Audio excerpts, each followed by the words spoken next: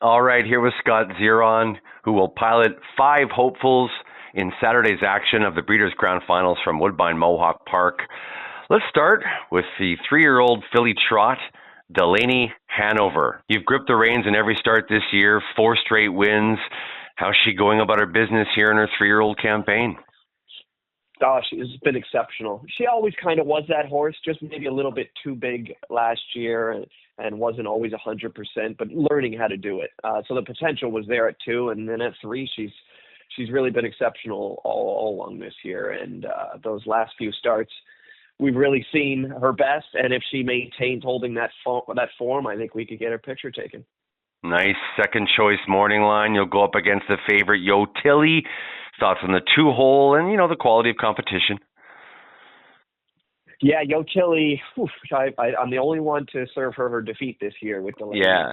I think she's had 10 starts, 9 wins in a second, something along those lines. So she's extremely tough competition, but mine couldn't be coming into it any better. We have a little bit different types of horses. Mine's a chaser. His usually goes to the front. So if you see me within a couple lengths turning for home, I think that's just enough that I need to get up there and get him. But if the deficit's too big, then it'll be a little tough. Well, fair enough. On to the 3-year-old colt trot, Meshuggah. I mean, when I see Meshuggah as a name, I know it's the name of an extreme heavy metal band, and of course, it's the Yiddish word for mad or crazy. So what's the method to his madness? Yeah, that's it. I never knew that, but he's had a good year. The problem is the competition has been unbelievably tough this year. We're facing the likes of even the other Melander horses. I'm just one of 3, I believe he has in that race.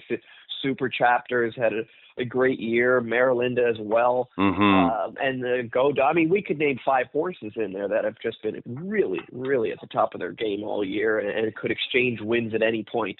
So a Motorcon Legacy will most likely be going into it with the big favorite. But post position-wise, he couldn't have given me a better spot. Hopefully I can situate myself close enough, and I think he'll hold his own. But as far as being the one to beat, that would not be the case.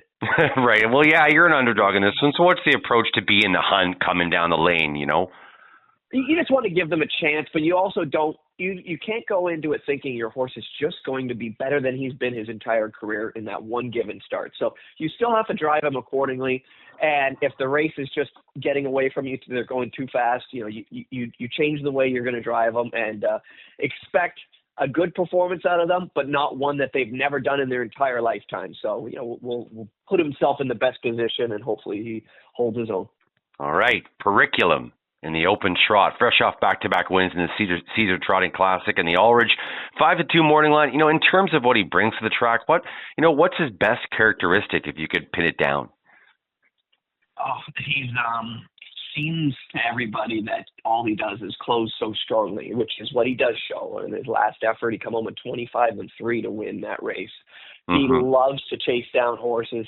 He's very professional to drive, which is the best attribute, I would say, is he's able to be in a winnable position every week turning for home because he's so respectful and kind to race that I could put him where I want to put him.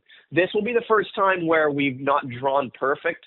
We've really drawn quite well all year to the point where I've never had to use him early. This will be one of those times, and I'm sure it'll blindside a few drivers in the race because I've never left with Periculum.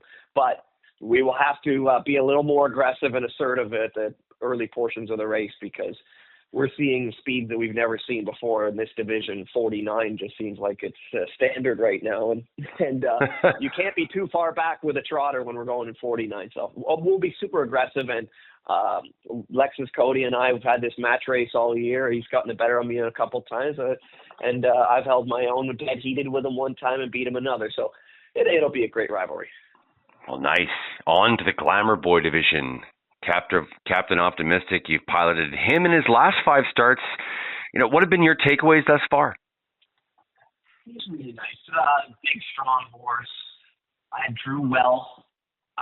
It's a division that we've seen complete dominance by Blueprint. The first falter he's had this year was in the elimination, but it's an elimination. We can't expect that he's going to be driven insanely aggressive in that dynamic. But no, we've just hit, like I said, he's a very talented horse, and in other crops, he would have been the best one. But we're racing against Blueprint Mm-hmm. and Dandy's Ideal. I mean, the horses that we have, not to mention so many Burke horses in that division, that it'll be tough, but he always gives a great performance. Whether or not he wins or not, he's always in the hunt and finishes not too far off of them at the line. So if things get a little messy early in that race, I expect him to give me the same performance he's been giving me, which is a very competitive one. Well, he seems pretty versatile, but is there an ideal approach at this stage of his career coming into this big race that you and trainer Nancy Tactor have discussed right now? No, she kind of just lets me do whatever I want with him. He hasn't been the horse to just go to the front, like I said. He's been a fringe player, odds-wise, throughout the year. And if you could situate him close, but it's at the expense of how much that does take to get away in a competitive position, he will always follow, and he'll always want to go past the first couple horses.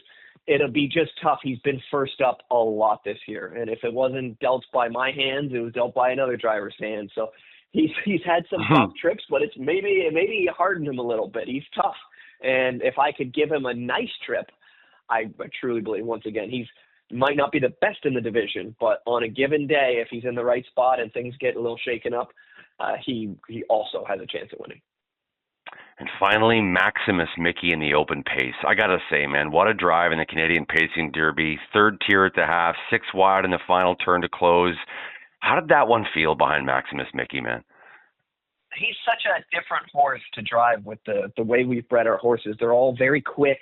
Mm-hmm. We'll say a little bit fragile mentally, so they don't love getting in foot races.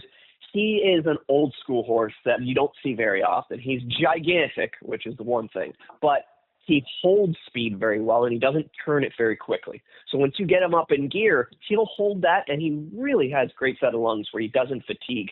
So he'll be that horse. If I'm ever close enough to a leader, he'll beat them every time because they will sprint away and weaken, and he will hold his speed, and not relent. So the Derby was a great example. The reason I was 6 wide coming off the top turn was because I started him up and a couple guys come underneath me. I didn't want to have to grab him up, put him back in single file order, and then expect him to do it again, turning for him. So we kept the big bus moving. And he, like I said, he never slowed down, and then he got up. And it was the same thing when I went to Hoosier the next week with him. We were very aggressive with him, and he was great. Also raced very well in the elimination. The horse had to come home in 24 seconds to go past him. Scott, thanks so much for your time. Great stuff, my man, and good luck with everything this weekend at the Breeders' Crown. Much appreciated. Anytime.